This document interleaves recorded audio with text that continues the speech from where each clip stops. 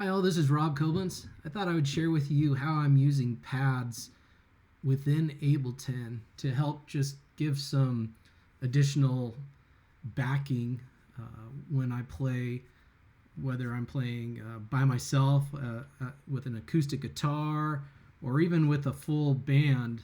I wanted to just show you some of the ways that I think this just adds so much to the whole worship set. So thought I'd start off with we're going to have a National Day of Prayer here soon, and it's just going to be me and another vocalist, and I'm just going to be playing acoustic guitar and singing. And so I just kind of wanted to show you what I'm doing with pads to kind of help liven it up. So what I do first is I click on my ambient, and what this does, it's kind of a twofold thing. I'll have, say, as you can hear, the ambient noise coming in the background, and what it's doing, I have this connected to our Pro Presenter, and it's going to pull up the very first slide within Pro Presenter, which I typically will have like a verse there, and I'll read, and it'll be kind of the call to worship. And so sometimes our computer, our iMac, is a little slow. You'll get that spinning wheel of death, on the iMac, and when I'm ready to start the song, the computer may not be ready. So what I've done is I've put in the MIDI cues to pull up that first slide of the first song. And like I said, I read the scripture verse. And I've added in, as you can hear, this ambient here, kind of going through some different chords within the key of B. And so when I'm ready to start, for instance, we're going to do this is Amazing Grace. And so I'll start that. 1, 2, 1, 2, 3, 4. Verse. So I'll play this, and this will just kind of be some background pads that I have. In addition, I have some of the tracks that are in there, and just kind of helps give it some background. So I don't have hardly any of the instruments in, but I do have some of the tracks in. And then what it'll do is it'll hit these various pads at certain parts of the song to kind of give it that, just to give it some different sounds and gosh, I always forget this word in music, just to go up and down in volume. So anyhow, I'm sure I'm going to think of the word or know it when I'm done with this video. Anyhow, so that's something I'm doing for the National Day of Prayer. And then when this song is over, it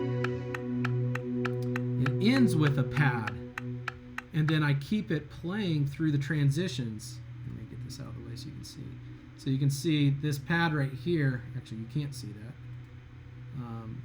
This pad is playing right now, and so maybe I can transition with saying something or whatever, and then before I hit to the next song, which the next song we're going to do is "Oh Come to the Altar." And what I've done on this, if I double click here, I've put a reverb with a high decay, so that when I start the next song, it's just not cutting off immediately. So here's the next song we're going to do for the National Day of Prayer. Again, we're just one acoustic guitarist and one vocalist beside myself. So I'll click this. 1, 2. So you can see it 1, slowly 2, 3, fading. 4, 5, 6. And then I have other pads coming in on this song, this particular pad. Verse So it's 2, kinda like 3, 4, 5, 6. Guitar tremolo playing. So we'll sing this, and then for different parts, and I'll switch to this one and add this in, add the cello in. So kind of acoustic set, but with tracks. A little more subtle than having all the instrumentation in, like the guitar, like electric guitars, some of the keys. So that's just one of the things that I'm using that I found that has been very helpful for me. Now for our Mother's Day set, we're going to have a full team. I do the same thing. I start with an ambient, but I make it a little more lively. So I have this kind of arpeggiator kind of coming in on this ambient. It's kind of, I have it quiet, but I want it kind of background so that I can talk over it. And I'm doing the same thing with queuing up my first slide, which will have a verse on it or something that the congregation can read along with me. So when it gets to the actual song, click this. 2, 1, 2, 3, 4. And it'll hit these Intro. stops here, and then the regular song will take over.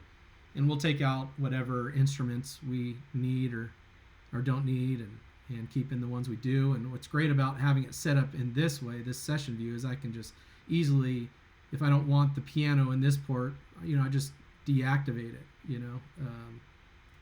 or if I do want it back, I can reactivate it. And but then I can also edit it too. If it comes in too strong, I can just change the volume here and have it kind of fade in or whatever. There's all kinds of things you can do with it. So anyhow, I just wanted to share this with you. Maybe that'll, I was inspired by a number of other worship leaders and things that they're doing, and hopefully this helps you. All right, take care.